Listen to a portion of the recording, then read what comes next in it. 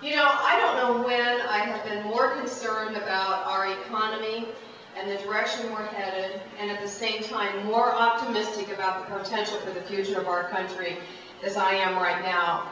Is this going to be a good year for Democrats? Are we going to take back the White House? Are we going to give Joe Donnelly the biggest margin anybody's ever seen?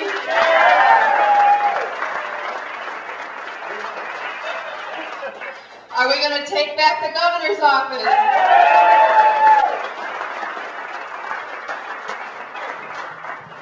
You know, when I started this race a year ago, I got in the race because I knew we needed new leadership to take our economy back and create good-paying jobs.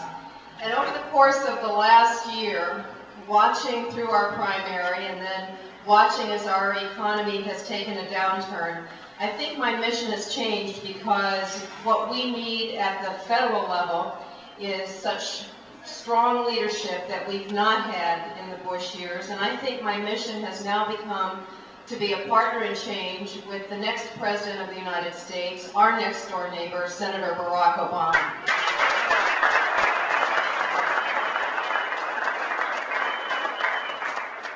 Now, Mitch Daniels travels around the state and he talks about how things aren't as bad here in Indiana as in the rest of the country.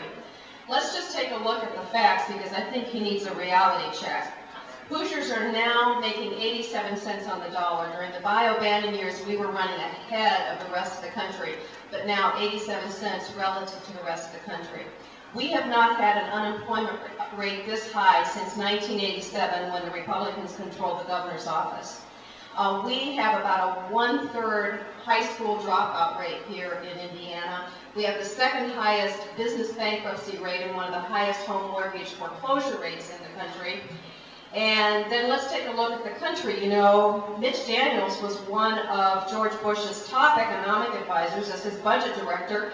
He is the architect of, yes, the largest deficit in the history of the world. He said the Iraq War would cost at most $60 billion. He said we didn't need to shore up the levees in the Gulf because we'd never have a hurricane strong enough to destroy them. I don't think we can afford 4 more years of Bush-Daniels economic policies in the state or in the country.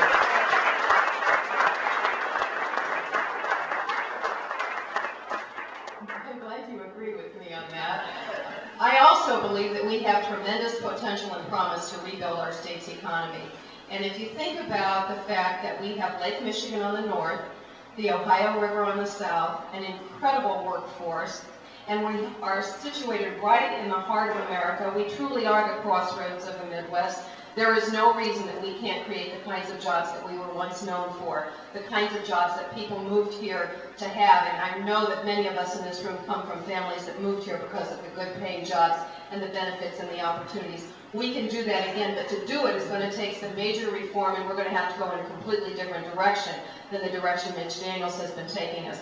First of all, we need to reform our tax structure. We need real reform of our tax structure. It makes it fair to families, but it also has to have in it incentives that work for businesses that are here. We have to have that reform, and I hope to have the privilege of working with Nancy Dombowski to bring that reform about, because with the right tax structure, we will create good-paying jobs, and I hope you will work with me to make that happen.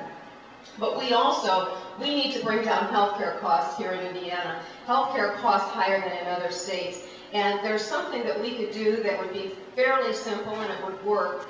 If you think about it, you know, the price of your health insurance premium and the quality of your health insurance plan should not be determined by the size of your employer. That has never made sense to me. I've always thought that people ought to be able to buy health insurance the way members of Congress buy health insurance, the way I did when I was in Congress. If we made it possible for every small business and every medium-sized business and every family and individual to pool to purchase health insurance, you could buy health insurance at the same rates that members of Congress are able to buy it, or that federal employees or state employees or people who work for large corporations. We could substantially bring down the cost of health care here. I want that reform. I'm committed to making that reform. Will you work with me to make that possible in a reality for our state?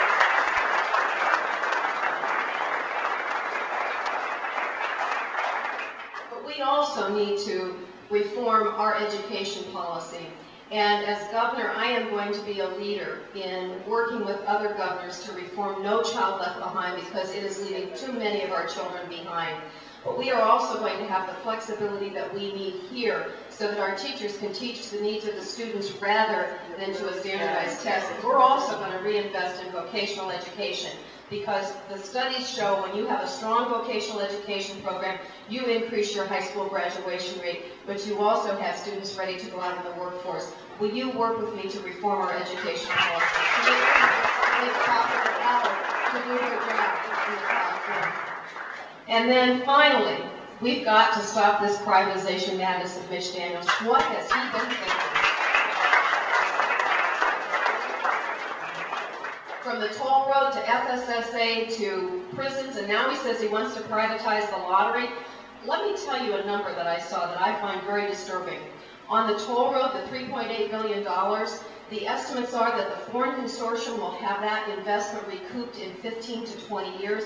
That means for 55 to 60 years, we are sending toll dollars not just outside of Indiana, but outside the United States of America, and that is wrong, and I am going to see what I can do to turn that around, as well as with FSSA. Every time he enters into a contract with a foreign contractor, that takes our toll money, our hard-earned tax dollars, and sends them outside of Indiana. That has got to stop, and as governor, I'm going to do everything I can to see that it stops.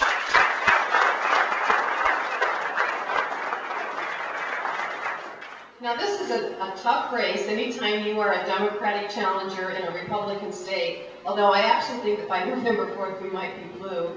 But anytime that you're in a race like this, it's tough. And especially when you're running against somebody who has so much money. But you've seen the latest polls. All three of the latest polls have us in a neck-and-neck race. This is a toss-up. And I think if you added in all the young people who aren't on the registration list yet, that aren't being polled, as well as all the young people who don't have landlines but only have cell phones, I think the numbers are probably even better than what we're seeing. We are going to win this race with your help, with you doing the kinds of things that you have done to win races in the past. With that strong effort, we will win the governor's office. We will, for the first time since 1964, carry Indiana for the White House. Joe Donnelly will have one of the biggest margins ever seen in the history of Indiana. Nancy Dembowski will be back in, and we're going to elect people all across the county and all across the state. And the real beauty of that is not that it's Democrats and that we're Democrats and we believe in the Democratic Party. It's that we know when we work together with the right policies, we can turn this state around. I want to work with you, not just to get elected, but I want to work with you for the next 8 years to turn Indiana around, get it back on track. We will do it. Thank you so much for your friendship.